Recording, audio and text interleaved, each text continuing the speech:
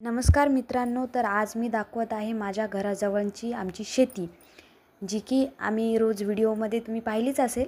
म्हणून मी हे शेती दाखवण्यासाठी एक व्हिडिओ शूट केला होता आणि ते आज तुम्हाला दाखवत पण आहे. तर पाहू शकता आमच्या घराजवळची शेती तुम्ही.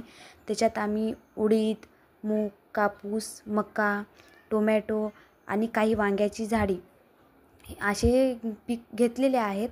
पण थोडीशी जागा कमी असल्यामुळे आम्हाला फारसं काय त्याच्यामधून उत्पन्न मिळालेलं नाही आहे. कारण कापूस मोठा झालेला आहे आणि मुगाला हवी तशी उन्हाची तिरीप आणि हवा, त्याला हवं तसं वातावरण मिळालेलं नाही. म्हणून मूग काय फारसा तेवढा चांगला आला नाही.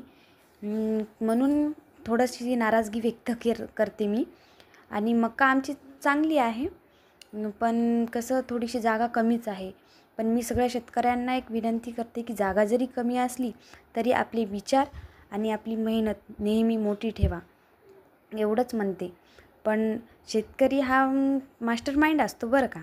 त्यांना माहीत असते की कोणतं पीक केव्हा घ्यायचं, कसं घ्यायचं, केवढ्या जागेत घ्यायचं, हे माहीत असतं. म्हणूनच एवढं मला तर चांगलं वाटते की कारण शेतकऱ्यांना स्वतःच्या शेतीशिवाय दुसरा काही पर्याय पण नसतो ना, त्याच्यामुळंच. म्हणून मी सांगते की शेतकरी होणं सोपी गोष्ट नसते. कारण का नैसर्गिक जे वादळी पाणी, ऊन, वारा याच्यातून होणारं नुकसान जे शेतकऱ्यांना होते ना, ते फक्त एक शेतकरी झेपावू शकते. कारण आजकालचे जे सर्व्हिसवाले किंवा नोकरीवाले लोक असतात ना, त्यांनी तर हे कधी झेपावू शकत नाहीत. मला माहिती आहे त्यांचे आईवडील शेतीच करत असतील, पण कसं की शेतकऱ्यांची जेवढी हिंमत धाडशी असते ना, तेवढी तर नसेलच. कारण मी स्वतः पाहिलेलं आहे ना जवळून, त्याच्यामुळं. कारण लाखोचं पीक जेव्हा त्यांनी मातीमध्ये रुजवतात, तेव्हा फक्त एकच आशा करतात की आम्हाला आमची काळी आई काहीतरी देईल. पण निसर्गाने साथ दिलं तर काळी माय त्यांना भरभरून देते. पण निसर्गाने जर त्यांच्याशी हात तोडून घेतला तर काहीच नाही. मग असं नुकसान पाहावं लागतं ना, की सांगूच शकत नाही मी तर. कारण प्रत्येक शेतकऱ्यांजवळ पैसा असावा असंच काही नाही. काहीच घरी तर असं असते की कुणी आपल्या घरच्या लक्ष्मीचे दागिनेसुद्धा गिरवी ठेवतात आणि नंतर पीक पाणी बघतात शेतीमध्ये.